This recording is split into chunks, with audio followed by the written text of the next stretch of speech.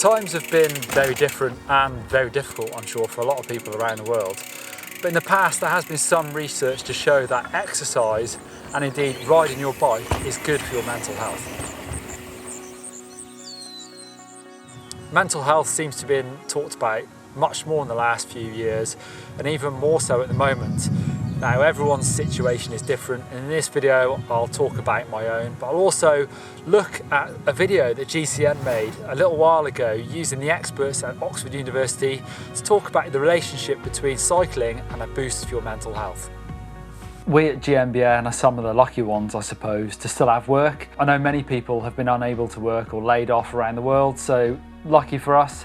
Although I will say it's been super busy at times, learning to shoot stuff and get a bit more hands-on with the process means I'll definitely appreciate our videographers more when we get back working together. In my life, you know what, it's been nice to have the work and be working hard because it's something positive to get stuck into, and it's been great to have a sense of achievement. That can be important for mental health, working towards something that involves some graft and has a result.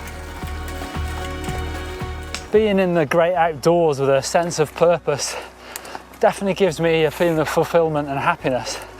And there are many different ways of getting that, I suppose. You know, you could be a surfer or into music or art or something, but I think it's trying to find the combination of things together that really do give you a bit of a mental boost. Sometimes, you know what, I think it's the challenge of it. Things that are easy to do, sometimes maybe don't feel quite as worthwhile. But you know what, there's actually data to back up my claims or my feelings. So in the GCN video, Si goes to speak to the experts at Oxford University. It's a great video, by the way, you should check it out. And they found that on average, cyclists suffer 21% fewer poor days of mental health on any average month compared to people who don't exercise.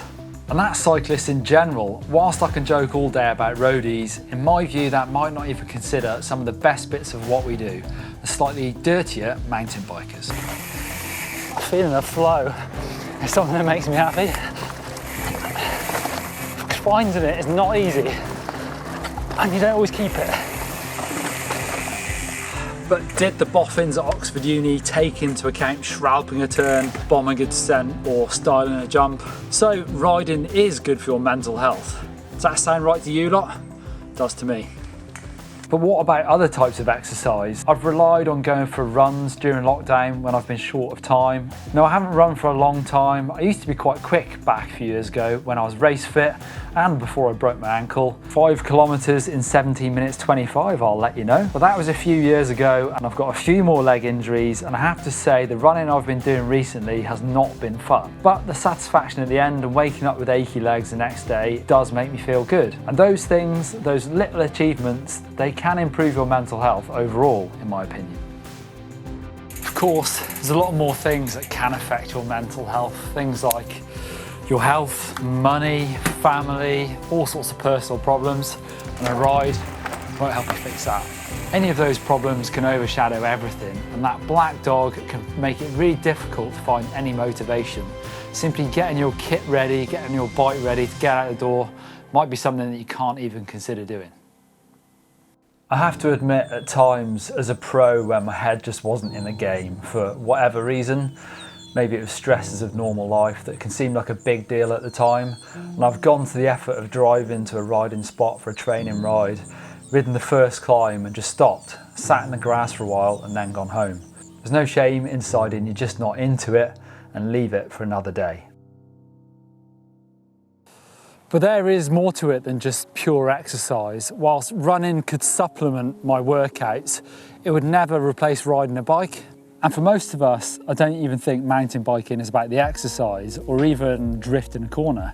It's just a hobby. It's something that we're into almost all the time.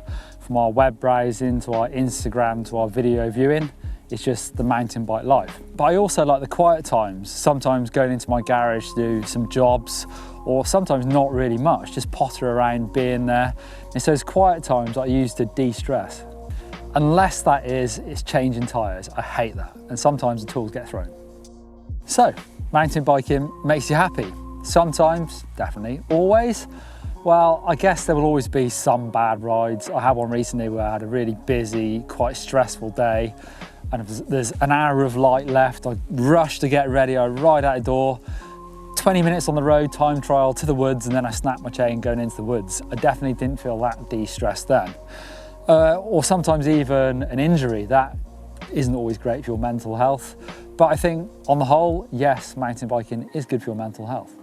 A conclusion, well, early on in the lockdown, you know, quite a few weeks ago now, I said that to me, I was going to treat this like a bit like a minor injury where, you know, you can't ride your bike as much or where you want to, but when you can get to do that, it feels so good to do it. And I haven't changed my mind. It still feels like there are good times ahead, and I'm really looking forward to those, and I'm sure they'll feel great when we get there. In that aforementioned GCN video, the experts at Oxford University found there was a sweet spot for how much to do, and they found that exercising 45 minutes 3 to 4 times a week had the best mental outcome. Now, that sounds quite good to me. I think I'd probably stretch those times a bit longer if I could, but something to aim for. So physical health is absolutely related to mental health, but how can you use your riding to improve your mental health?